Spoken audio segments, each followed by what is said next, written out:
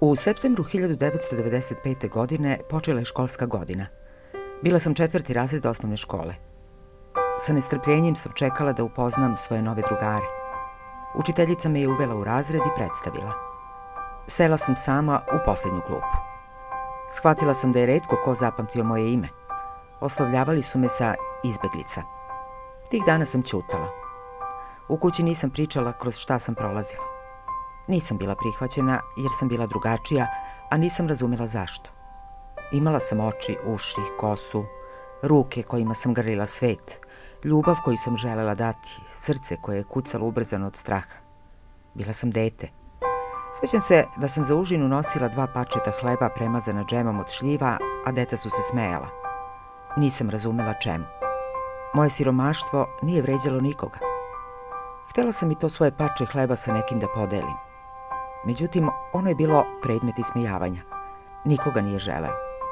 Pokušavala sam da im se približim. Bilo je nemoguće. Bolela su me odbacivanja jer nisam bila pozvana ni na jedan rođendan. Bolelo me je mesto na odbojci gde su me postavljali kao deo tima u samom ćošku, tamo gde je lopta retko dolazila. Bolela su me sva švrljanja flomasterima po duksu koji mi je bio jedini za školu. Odzvanjalo mi je. Ona izbeglica, bežite! Plakala sam u svojoj sobi da niko ne vidi. Moji su drugovi tada bili rasuti po celom svetu, a ja u ovom novom nisam pronašla nekog ko će razumeti našu bol. Prolazili su ti teški dani. U kući je bila nemaština, ali se nismo žalili. Veru mi je vraćala Irena. Bilo mi je to neobično ime, ali puno ljubavi. Mađarica iz obližnjeg sela. Svake nedelje nosila je punu tacnu kolača. Voleli smo nedelju jer smo se radovale njenom dolasku i nadi koju nam je vraćala dobrotom. Poznavala je tatu i dolazila da vidi nas 3 devojčice. Imala je ruke anđela i srce veliko kao stena. Razumela je našu bol.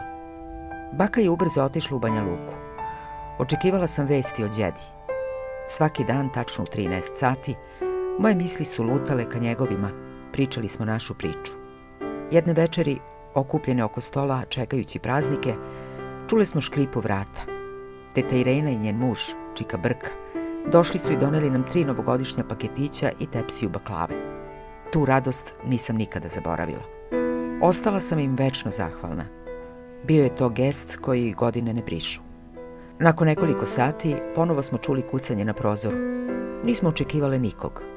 Na vratima se pojavio tata. Nismo ga prepoznale. Od krupnog, crnokosog čoveka ostala je samo skvrčena senka. Stajao je upola mršaviji, obrijane glave. Oči su ga meni odale.